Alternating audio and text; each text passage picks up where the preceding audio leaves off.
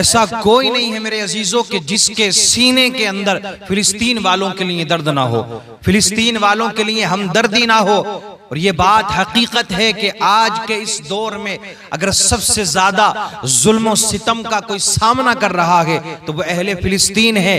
आओ, आपने तारीख इस्लाम को पढ़ा होगा, आपने जब इस्लाम की तारीख को पढ़ा होगा तो आपने देखा होगा कि न जाने कितने लोगों ने, कितने शहीदान इस्लाम ने अपनी जानों को मजहब इस्लाम की खातिर कुर्बान कर दिया और न जाने किस किस अंदाज में अपनी कुर्बानियों को पेश किया। किसी का पूरा परिवार खत्म हो गया, किसी का पूरा खानदान खत्म हो गया। आओ, बात करबला की जाती है, बात मेरे अजीजों शहीदान करबला की जाती है। पता चलता है कि पानी उन पर बंद किया गया और न जाने किस किस अंदाज में उनके ऊपर जुल्म सितम के पहाड़ तोड़े गए। लेकिन आओ, ये सब किताबों में है, ये बातें हकीकत है, हमारा इन बातों पर यकीन है, ईमान है। लेकिन आज की जो जनरेशन है, आज के जो हम लोग हैं, हम किताबों में पढ़ तो रहे हैं, किताबों में देख तो रहे हैं, किताबों में पढ़कर यकीन कर रहे हैं। लेकिन आज अगर तुम्हें जुल्म की इंतहा देखनी है, आज अगर तुम्हें देखना है कि किस तरह से करबला वालों पर जुल्म किया गया होगा, तो आओ फिलिस्तीन चलो। तुम्हें पता चीजों ये मंजर अपनी निगाहों से वीडियो क्लिप में देखा है कि जब इजराइलियों ने, यहूदियों ने बम गिराया अहले फिलिस्तीन पर, तो उनके साथ में, बम के साथ में न जाने कितनी फीट तक लाशें उठती हुई नजर आ रही थी। तो आज सबके सीने में दर्द है। लेकिन कुछ यहूदियों के चमचे, यहूदियों के गुलाम, यहूदियों के, इजराइलियों के टुकड़ों पर पलने वाले ऐसे भी आपको मिल जाएंगे कि जो आज भी उनकी मुवाफिकत में बातें करते हुए नजर आ रहे हैं। आज सारे उलमा इकट्ठे होकर के कह रहे हैं ना, सबको इकट्ठा कर रहे हैं, सारे लोगों को इकट्ठा कर रहे हैं कि आप लोग कुछ ना कुछ करें फिलिस्तीन वालों के लिए।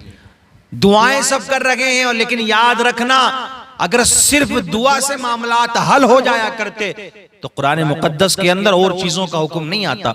कुरान मुकद्दस के अंदर और चीजों का हुक्म अल्लाह रब्बुल इज्जत नहीं देता, और बहुत सारी चीजों का हुक्म दिया गया है। हर चीज दुआ से मुकम्मल नहीं हुआ करती है, जब वक्त आता है तो और दूसरे रास्ते भी इख्तियार करना पड़ते हैं। तो मैं ये बता रहा था, मैं ये अर्ज कर रहा था कि ये जो अहले सऊद है ना, जो सऊदी के हुक्मरान है, ये तो बिल्कुल पक्के तौर पर यहूदियों के मेरे अजीजों चाटुकार बन चुके हैं, उनकी गोद में जाकर के बैठ चुके हैं, क्योंकि इनके लिए अय्याशियों के सामान वो फराहम कर रहे हैं। अगर कहा जाए कि काबे के इमाम के पीछे नमाज नहीं होगी तो लोगों को बुरा लगता है। लोग कहते हैं कि देखो, काबे के इमाम के पीछे नमाज नहीं होगी, ईमान वहां से आया, इस्लाम वहां से आया है, उनसे बड़ा मजबूत ईमान वाला कौन होगा? याद रखना, अगर सबसे बड़े मजबूत ईमान वाले अगर आज की तारीख में कोई है तो वो फिलिस्तीन के मुसलमान है। और मैं ये इसलिए कह रहा हूं, सुने, इसलिए मैं कह रहा हूं, हमारे ऊपर थोड़ी सी परेशानी आती है, थोड़ी सी तकलीफ आती है, हम नाशुक्री के जुमले निकालते हैं। लेकिन मेरे अजीजों, उनके सामने पूरे के पूरे परिवार खत्म हो गए, पूरे के पूरे खानदान खत्म हो गए, पूरी की पूरी बिल्डिंगें, पूरे के पूरे घर उनके ऊपर आकर के गिर गए। किसी का एक बच्चा बचा है, किसी परिवार से जो 100 लोगों का परिवार था, जो 50 लोगों का परिवार था, 1 या 2 इंसान बचा है। लेकिन वो नाशुक्री नहीं कर रहे, इस हाल में भी अल्लाह का शुक्र अदा कर रहे हैं और यही कहते हुए नजर आ रहे हैं, ए अल्लाह, दिया हुआ तेरा था, ये तेरी, मेरे अजीज, ये तेरी अल्लाह मसलिहत है कि तूने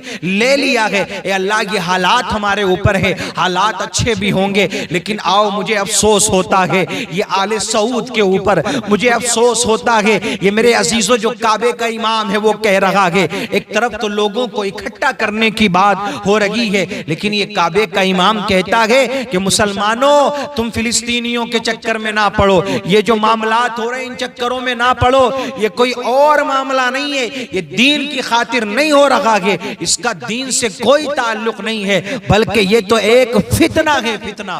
अल्लाहु अकबर कबीरा। और ये कौन है? अब्दुर्रहमान अस-सुदैस, कि जिसके पीछे नमाज पढ़ने को लोग फख्र समझते हैं कि हमने काबे के इमाम के पीछे नमाज पढ़ी है। ऐसे ही नहीं उलमा ने फरमा दिया, उलमाए अहले सुन्नत ने, कि इन लोगों के पीछे नमाज नहीं होगी, क्योंकि इनका कोई ईमान नहीं है मेरे अजीजों।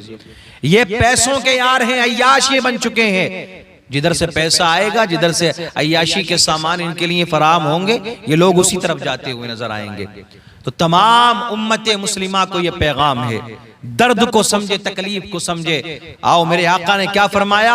अल्लाह के रसूल ने फरमाया कि मुसलमान एक जिस्म की तरह है, एक जिस्म की तरह है मुसलमान, कि अगर जिस्म के किसी पार्ट में तकलीफ होगी ना, जिस्म का कोई हिस्सा अगर चोट लग जाए किसी हिस्से में जिस्म के, तो पूरा जिस्म मुतासिर हो जाता है। अगर हाथ में चोट लगी तो पूरा जिस्म मुतासिर हुआ। अगर पैर में चोट लगेगी तो ऐसा नहीं है कि सिर्फ पैर में तकलीफ होगी, आपका पूरा जिस्म मुतासिर हो जाएगा। अगर आंख में तकलीफ है तो ऐसा नहीं है कि सिर्फ आंख ही दुखेगी, आंख ही तकलीफ का सामना करेगी, बल्कि आपका पूरा जिस्म मुतासिर हो जाएगा। इसी तरह मेरे आका ने फरमाया, मुसलमान एक जिस्म की तरह है कि पूरी दुनिया में बसने वाले जितने भी मुसलमान हैं, अगर दुनिया के एक कोने में कोई मुसलमान तकलीफ में है तो दुनिया के सारे मुसलमानों को उसकी तकलीफ का एहसास होना चाहिए, उसकी तकलीफ का एहसास सारे मुसलमानों को होना चाहिए। तो मैं पूछना चाहता हूं अब्दुल रहमान अस्सुदैस से और इन तमाम तर लोगों से कि जो यहूदियों के दोस्त बने बैठे, यहूदियों की गोद में जाकर के बैठ चुके हैं, मुझे बताओ, क्या फिलिस्तीन के मुसलमान मुसलमान नहीं है? क्या वो ईमान वाले नहीं है? क्या वो कलमा नहीं पढ़ते हैं? क्या वो इस्लाम को मानने वाले नहीं है, इस्लाम के फॉलोवर नहीं है? वो अपनी खातिर नहीं बल्कि दीन की खातिर अपनी जानों को कुर्बान कर रखे हैं। और रब्बे काबा की कसम, एक बात याद रखना मेरे अजीजों, तुमने क्या सोच लिया है कि सिर्फ नमाजें, सिर्फ रोजा, सिर्फ हज, सिर्फ ज़कात यही तुम्हें जन्नत में लेकर के चले जाएंगे? नाना मेरे अजीज, और बहुत सारे मामलात है। तू कितना भी बड़ा नमाजी है, तू काबे में जाकर के क्यों ना नमाज पढ़ ले, तू कितना भी बड़ा हाजी है, तू कितना भी बड़ा सखी है, मालदार है, तू कितना भी खर्च करने वाला है दीन के रास्तों में, लेकिन याद रखना, अगर कोई मजलूम है, अगर कोई जुल्म का सामना कर रहा है और तू उसकी तकलीफ में काम नहीं आ रहा है, तेरा मुसलमान भाई परेशान है, ए उम्मत मुस्लिमा तुम्हें क्या हो चुका है? हालात तो ये है कि भाई भाई के दर्द को समझने के लिए तैयार नहीं है, अजीज अजीज के दर्द को समझने के लिए तैयार नहीं है, परिवार परिवार के दर्द को समझने के लिए तैयार नहीं है। तो मैं हमेशा कहता हूं कि जो अपने भाई के दर्द को नहीं समझ सकता है, जो अपने करीबी की तकलीफ में काम नहीं आ सकता है, जो अपने सगों के दर्द को नहीं समझ सकता है, वो फिलिस्तीन वालों के दर्द को क्या समझेगा?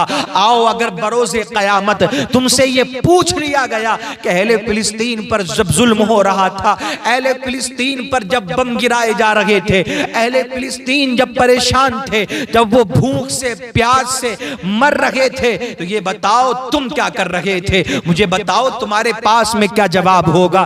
तुम कौन सा जवाब दोगे? अल्लाह ने तुम्हें हैसियत से नवाजा है, अल्लाह ने तुम्हें माल दिया है, क्या तुम कुछ नहीं कर सकते हो? रब्बे काबा की कसम, अगर सिर्फ यही पूछ लिया गया तो सारी नमाजें, सारे रोजे, सारे मामलात एक तरफ, सिर्फ इसी बात की वजह से अल्लाह तुम्हें जहन्नम में दाखिल कर देगा।